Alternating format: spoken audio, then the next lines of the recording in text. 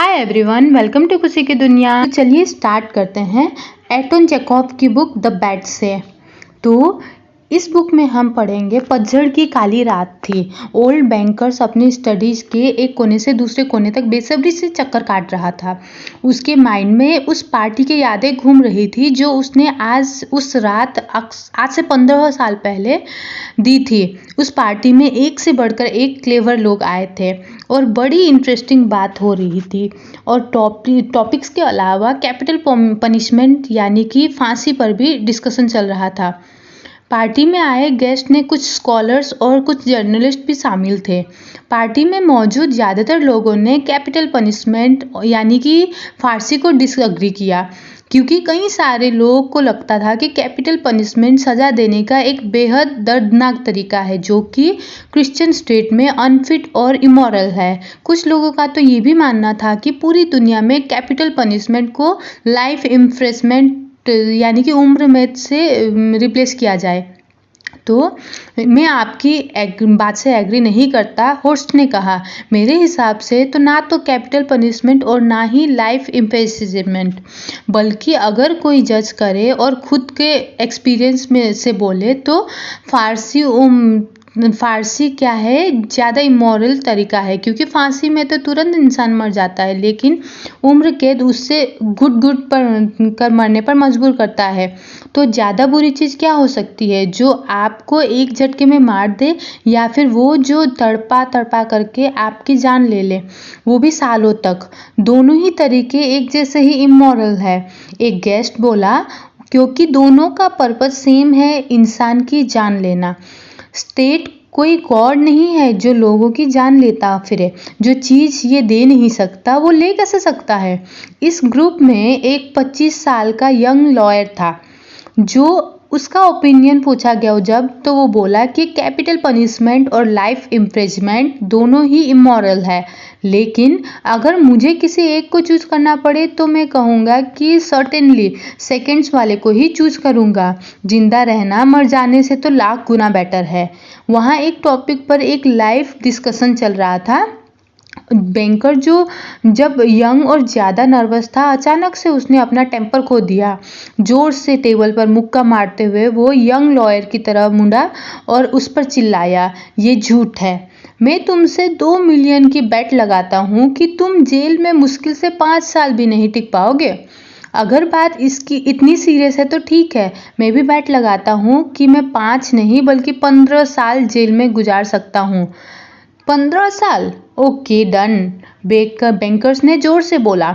Gentleman, मैं 2 million की शर्त लगाता हूँ। मैं एग्री करता हूँ। तुम 2 मिलियन दांव पे लगा रहे हो और मैं अपनी फ्रीडम, लॉयर ने कहा। और इसी तरह बहस की गर्मा गर्मी में एक बिना सिर पैर की शर्त लग गई। वो बिगड़ा और बदतमीज बैंकर, जिसके पास उस टाइम पर कई मिलियन डॉलर थे, बड़ी खुशी से बैठ गया। और सफर के टाइम वो लॉयर से मजाक में बोला, इससे पहले कि देर हो जाए होश में आ जाओ यंग मैन। 2 मिलियन डॉलर मेरे लिए कुछ भी नहीं है, लेकिन तुम्हारी लाइफ के 3-4 बेस्ट ईयर्स बर्बाद हो जाएंगे। हाँ, मैं 3-4 साल भी बोल रहा हूँ, हाँ साल ही बोल रहा हूँ, क्योंकि इससे ज़्यादा तो तुम टिक भी नहीं पाओगे। और ये भी मत भूलो, दुखी आदमी की मर्जी से जो दी हुई इम्पोज्ड इन्वेस्टमेंट कहीं ज़्यादा भारी होती है। तुम कभी भी खुद को जेल से आज़ाद कर सकते हो। ये आइडिया ही तुम्हारी सारी लाइफ बर्बाद कर देगी। मुझे तो तुम पर तरस आता है। और आज फिर से वही सालों पुरानी यादें ताज़ा हो गई। अपने स्टडी रूम के एक कोने से दूसरे कोने तक चक्कर काटते हुए उस बैंकर को सारी बातें याद आने लगी और उसने खुद से पूछा, क्यों मैंने वो बैट लगाई, इससे मुझे क्या मिला। उस बेचारे लॉयर ने अपनी लाइफ के 15 साल खो दिए, मैंने 2 मिलियन डॉलर। क्या इससे ये प्रूव हो सकेगा कि कैपिटल पनिशमेंट लाइफ इम्प्रिजनमेंट से बेटर है या बुरी है? नहीं, कभी भी नहीं। ये सब एक बकवास है। मेरे जैसे अमीर आदमी के लिए ये सब टाइम पास था और उस लॉयर को पैसे का लालच, बस और कुछ भी नहीं। एक बार फिर वो बीती बातों को याद करके उसे याद आया कि वो उस टाइम पार्टी के बाद क्या हुआ था। ये डिसाइड किया गया कि वो लॉयर बैंकर के घर के गार्डन में स्ट्रिक्ट ऑब्जर्वेशन में रहेगा। जेल की टाइम पीरियड के दौरान उसे किसी से मिलने जुलने नहीं दिया जाएगा और ना ही वो किसी से बात कर सकेगा और उसे न्यूज़पेपर और लेटर्स भी नहीं दिए जाएंगे। बस उसे एक म्यूजिकल इंस्ट्रूमेंट रखने, बुक्स पढ़ने, लेटर लिखने और वाइन पीने और स्मोक करने की परमिशन दी जाएगी। और एग्रीमेंट के हिसाब से उसे सिर्फ साइलेंट कम्युनिकेशन यानी कि सिर्फ इशारों में ही बात करनी पड़ेगी। और उसकी कोठरी में एक छोटी सी विंडो बनाई गई थी ताकि वो बाहर की दुनिया को देख सके और जो भी उस ज़रूरत की उसको चीज़ उसको चाहिए जैसे बुक्स, म्यूजिक, वाइन वगैरह, वो सब विंडो के थ्रू ही नोट भेज करके वो मंगा सकता था। और एग्रीमेंट के हिसाब से उसके हर मिनट की डिटेल्स रखी जाएगी ताकि उस पर कड़ी नज़र रखी जा सके। और उस लॉयर को नवंबर 14, 1870 एग्जैक्ट 12 बजे से लेकर के 14 नवंबर 1885 12 बजे तक नज़रबंद रखना था। और इस बेट में ये भी कंडीशन थी कि वो अगर इस टाइम पीरियड की कैद से सिर्फ 2 मिनट पहले भी बाहर निकला तो बैंकर्स उसे 2 मिलियन नहीं देगा। उस लॉयर के लिखे शॉर्ट नोट से पता चलता है कि एम्पिरिसिज्म के फर्स्ट ईयर उसे बहुत ज़्यादा बोरियत और लोनलीनेस फील हुआ। उसकी कोठरी से रात दिन वाइन बजाने की आवाज़ आती थी। उसने वाइन और टोबैको भी नहीं ली। उसने लिखा था कि वाइन डिजायर्स जगाती है और डिजायर्स से एक प्रिंसिपल उसकी सबसे बड़ी दुश्मन है। और सबसे बड़ी बात कि अकेले बैठ करके बढ़िया वाइन पीना बहुत बोरिंग लगता है और टोबैको की बदबू पूरे कमरे में फैल जाती है। पहले साल ने लॉयर ने पढ़ने के लिए हल्के फुल्के बुक्स प्रोवाइड की गई जैसे लव स्टोरी, क्राइम और फैंटेसीज, कॉमेडी टाइप्स की स्टोरीज। सेकेंड ईयर में पियानो का साउंड आना कम हो गया और लॉयर पढ़ने के लिए सिर्फ क्लासिकल बुक्स ही मांगता था। फिर 5th ईयर में म्यूजिक से फिर चालू हो गया और फ्रीजर वाइन की डिमांड करता था। जो लोग उस पर नज़र रख रहे थे उन्होंने बताया कि इस दौरान उसने बस खाया, पिया और बेड पे पड़ा रहा। वो दवाइयाँ लेता था और गुस्से में खुद से बड़बड़ाया करता था। उसने बुक्स पढ़ना छोड़ दिया था। कभी कभी रात में उठ करके वो लिखने बैठ जाता था। वो खूब देर तक लिखता रहता था लेकिन मॉर्निंग में सब फाड़ देता था और कई बार तो उसके रोने की आवाज़ भी आती थी। फिर 6 ईयर के सेकेंड हाफ आते आते फ्रीजर्स ने खूब दिल लगा करके स्टडी करना स्टार्ट कर दिया। वे लैंग्वेजेस, फिलोसॉफी और हिस्ट्री पढ़ने लगा था। ये सारे सब्जेक्ट्स पढ़ने में वो इतना बुरी तरीके से डूब गया था कि बैंकर के पास उसे देने के लिए बुक्स कम पड़ गए थे और उसकी रिक्वेस्ट पर 4 साल के टाइम में ही उसे 600 वॉल्यूम्स प्रोवाइड कराई गई। अभी उसका ये पैशन चल ही रहा था कि बैंकर को प्रिजनर्स से एक लेटर मिला जिसमें लिखा था, माय डियर गोलर, मैं ये लाइन्स 6 लैंग्वेजेस में लिख रहा हूँ। तुम इन्हें एक्सपर्ट्स को दिखाना और अगर उन्हें इसमें कोई भी मिस्टेक नहीं मिले तो प्लीज़ गार्डन में एक गन फायर का ऑर्डर दे देना ताकि मुझे ये पता चल सके कि मेरी मेहनत पानी में नहीं गई है। हर एज और हर कंट्री के जीनियस डिफरेंट लैंग्वेजेस बोलते हैं लेकिन सबके अंदर वही सेम फ्लेम जलती है। वो काश तुम्हें मेरी इस हैप्पीनेस का पता चलता, हेवनली हैप्पीनेस का पता चला जो मैं अभी फील कर रहा हूँ। बाद में प्रीजर की विश पूरी करने के लिए बैंकर ने गार्डन में 2 गन शॉट का फायर करने का ऑर्डर दिया और फिर 10 साल गुजर गए। अब लॉयर अपनी टेबल पर बैठ करके न्यू टेस्टामेंट पढ़ता रहता था। बैंकर को ये बात बड़ी अजीब लगी क्योंकि जो आदमी 4 साल में 600 वॉल्यूम्स ख़त्म कर चुका हो वो एक पतली और इजी साइज की बुक पढ़ने में इतना टाइम क्यों लगा रहा है। न्यू टेस्टामेंट पढ़ने के बाद अब हिस्ट्री ऑफ रिलीजन और थियोलॉजी की बुक्स आ गई थी। अपने कन्फाइनमेंट के लास्ट 2 साल में फ्रीजर्स ने काफ़ी सारी बुक्स पढ़ी थी और वो भी धड़ाधड़, एक के बाद एक।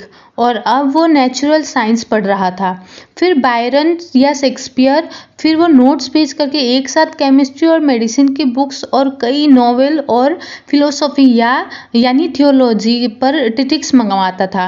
वो बुक्स पढ़ने में ऐसा बिजी था जैसे कि किसी समुद्र में गोते खा रहा हो और अपनी लाइफ सेव करने के लिए एक के बाद एक बुक का सहारा ले रहा हो। बैंकर्स को ये सब कुछ रह रहकर याद आ रहा था। उसने अपने दिन में सोचा कि कल ठीक 12 बजे उसे अपनी फ्रीडम मिल जाएगी और एग्रीमेंट के हिसाब से मुझे उसे 2 मिलियन देने होंगे। अगर मैं पैसा दे देता हूँ तो मेरे पास कुछ भी नहीं बचेगा, मैं बर्बाद हो जाऊँगा। हमेशा 15 साल पहले बात दूसरी थी। तब उसके पास बहुत पैसा था, लेकिन आज वो खुद से पूछने से डरता है कि उसके पास पैसा ज़्यादा था या कर्ज ज़्यादा। स्टॉक्स एक्सचेंज में रिस्क लेकर के, गैम्बलिंग में पैसा लगाकर और अपनी फिजूल खर्ची की वजह से वो आज इस हालत में पहुंच गया था। बुढ़ापे में भी उसके शौक कम नहीं हुए थे, इसीलिए उसका ये कारोबार धीरे धीरे ठप पड़ने लगा। वो कभी फियरलेस, कभी सेल्फ कॉन्फिडेंट और प्राउड मैन हुआ करता था, मगर आज सिर्फ एक ऑर्डिनरी बैंकर बन के रह गया था, जो मार्केट के हर राइज और फॉल से खुद ही हिल जाता था। ये मनहूस बैट मैंने क्यों लगाई? ओल्ड बैंकर खुद से बड़बड़ा रहा था। दुखी होकर उसने अपना सर पकड़ लिया। ये आदमी मर क्यों नहीं गया? वो अभी सिर्फ 40 साल का है। अब ये मेरा बच्चा कुचा पैसा भी हड़प जाएगा, शादी करेगा, लाइफ एंजॉय करेगा, स्टॉक एक्सचेंज में पैसा लगाएगा, मजे की लाइफ जिएगा, और मैं एक भिखारी की तरह रहूँगा और चिढ़ता रहूँगा। और ये इंसान हर रोज़ मुझे एक ही बात सुनाएगा, आपकी वजह से मुझे लाइफ की हर खुशी मिल रही है, इसलिए अब मेरी बारी है आपकी हेल्प करने की। नहीं, ऐसा नहीं हो सकता, बहुत हो गया अब बस एक रास्ता बचा है बैंक्रप्सी और बेइज्जती से बचने का, और वो है इस आदमी को मरना होगा। तभी एक घड़ी की आवाज़ आई। 3 बज चुके थे। घर में सब गहरी नींद में सो रहे थे। चारों तरफ खामोशी थी। विंडो के बाहर पेड़ों के सनसनाने की आवाज़ आ रही थी। बड़ी खामोशी से उसने अपने सेफ से उस दरवाजे की चाबी निकाली जो 15 सालों से बंद थी। उसने चाबी अपनी ओवरकोट की पॉकेट में रखी और घर से बाहर निकल गया। बाहर बारिश हो रही थी और पूरा गार्डन अंधेरे में डूबा हुआ था। बर्फ जैसे ठंडी हवा के साए में साए करके पेड़ को हिला रही थी। उस काली अंधेरी रात बैंकर को ना तो ग्राउंड दिख रहा था, ना ही व्हाइट स्टैच्यू, और ना ही गार्डन विंग या पेड़। वो बड़ी मुश्किल से चल करके गार्डन विंग के पास पहुंचा और वॉचमैन को 2 बार आवाज़ दी, लेकिन उससे कोई आवाज़ नहीं मिली। खराब मौसम के चलते वॉचमैन भी शायद किचन के या ग्रीन हाउस में जाकर के सो चुका था। अगर मुझ में अपनी इंटेंशन पूरी करने की हिम्मत है तो पहला शक वॉचमैन पर ही जाएगा, ओल्ड मैन ने सोचा। वो अंधेरे में सीढ़ियों को पकड़ करके अपना रास्ता टटोलता हुआ दरवाजे तक पहुंच गया और गार्डनिंग के हॉल से घुस गया। फिर वो एक पतले से रास्ते से घुस गया। उसने मैच बॉक्स निकाला और एक माचिस जलाई। चारों ओर सुनसना था। वहाँ बगैर किसी बेड क्लॉथ के एक बेड पड़ा था। एक डार्क कोने में एक आयरन स्टोव रखा हुआ था। प्रिजनर के रूम के खुलने वाले डोर में सील लगी हुई थी। ओल्ड मैन के हाथ की माचिस अब बुझ चुकी थी। टेंशन में कांपते हुए उसने छोटी सी विंडो के अंदर झांक कर देखा। प्रिजनर के रूम में एक कैंडल की फेड सी लाइट फैली हुई थी, जबकि वो खुद एक टेबल पर बैठा हुआ था। बस उसकी बैग, सिर के बाल और हाथ दिख रहे थे। रूम में बस एक कारपेट था, एक टेबल और 2 चेयर्स थे और कुछ ओपन बुक्स इधर उधर फैली हुई पड़ी थी। बैंकर उसे 5 मिनट तक एकटक देखता रहा, लेकिन प्रिजनर अपनी पोजीशन से एक बार भी नहीं हिला। 15 साल के कैद में उसने चुपचाप एक जगह बैठना सिखा दिया था। बैंकर्स ने अपने फिंगर से विंडो पर टैप किया, लेकिन प्रिजनर ने फिर भी कोई रिस्पॉन्स नहीं दिया। अब बैंकर ने बड़ी केयरफुली डोर की सील को तोड़ी और लॉक को चाबी घुमाई। जंग लगे लॉक से एक भारी आवाज़ आई और खट से दरवाज़ा खुल गया। बैंकर एक्सपेक्ट कर रहा था कि दरवाजे खुलने पर लॉयर हैरान होकर रिएक्ट करेगा, खुशी से चीखने लगेगा, क्या पलटकर देखेगा या फिर, लेकिन ऐसा कुछ भी नहीं हुआ। 3 मिनट यूं ही गुजर गए। रूम में अभी भी उतना ही सन्नाटा था जितना डोर ओपन होने से पहले था। टेबल के सामने एक आदमी बैठा था, लेकिन किसी ऑर्डिनरी ह्यूमन से एकदम अलग। खिंची हुई स्किन वाला एक स्केलेटन था। बाल औरतों की तरह लंबे और कर्ली थे। उसकी दाढ़ी भी फैली हुई थी। उसके चेहरे का कलर नीला पड़ चुका था। उसके गाल अंदर की तरफ घिसे हुए थे, पीठ एकदम पतली और लंबी। दोनों हाथों में उसके अपना बालों वाला सर पकड़ा हुआ था और उसके हाथ इतने स्किनी और हड्डी जैसे थे कि जैसे देखते हुए भी डर लग रहा हो। कुल मिलाकर अगर कोई उसका झुर्रियोंदार फेस देखता तो मान ही नहीं सकता था कि वो अभी सिर्फ 40 साल का है। वो टेबल पर सर झुकाए बैठा हुआ था। उसके सामने एक पेपर की शीट रखी हुई थी जिस पर स्मॉल हैंड राइटिंग से कुछ लिखा था, पुअर डेविल। बैंकर ने अपने दिल में कहा, बेचारा शायद $1 मिलियन के सपने ले रहा है। मुझे बस एक हल्का सा धक्का दे करके उसे बेड में पटकना है और फिर मैं एक चुटकी सी पिलो से इसका गला घोट दूंगा। लोगों को जरा भी शक नहीं होगा कि ये अननेचुरल डेथ है। चाहे कितनी भी केयरफुली एग्जामिनेशन हो, किसी को कोई सबूत नहीं मिलेगा। लेकिन पहले पढ़ तो लूँ इस कागज़ में लिखा क्या है। बैंकर ने टेबल से वो सीट उठाई और पढ़ने लगा। कल रात ठीक 12 बजे मुझे फ्रीडम मिल जाएगा। मैं भी कॉमन लोगों की तरह एक आज़ाद लाइफ जी सकूंगा। लेकिन ये रूम छोड़ने से पहले और सुबह का सूरज देखने से पहले मैं तुम्हें कुछ कहना चाहूँगा। मैं अपने पूरे होशो आवाज़ में और गॉड की कसम खा करके ये डिक्लेयर करता हूँ कि मुझे इस फ्रीडम लाइफ, हेल्थ और दुनिया की सारी खुशियाँ जो किताबों में बताई गई है, मुझे इन सब का कोई चाहत नहीं है। 15 सालों तक मैंने दिल लगाकर किताबें पढ़ी और दुनिया की हर खुशी को जिया है। इन किताबों के ज़रिए मैंने सब कुछ एक्सपीरियंस कर लिया है। मैंने बढ़िया से बढ़िया वाइन पी है, गाने गाए, जंगली सूअर और हिरणों का शिकार किया और जन्नत की हुरों से प्यार किया है। हसीन औरतें रोज़ मेरे सपने में आकर के मुझे परियों की मदहोश दुनिया में ले जाती थी। तुम्हारी इन किताबों के ज़रिए मैं ऊंचे ऊंचे पहाड़ों पर चढ़ा हूँ। माउंट आबू और एल्ब्रूज पर चढ़ करके मैंने वहाँ से सूरज को उगते हुए देखा है और शाम ढलते हुए देखी है। मैंने उन पहाड़ों और समुद्रों, अपने सर के ऊपर आसमानों और बादलों के बीच चमकती हुई बिजली देखी है और हरे भरे जंगलों, नदियों, झीलों और शहर को देखा है।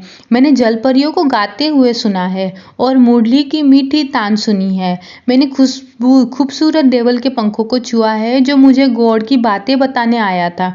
तुम्हारी इन किताबों के जरिए मैं जन्नत की गहराई तक पहुंच गया।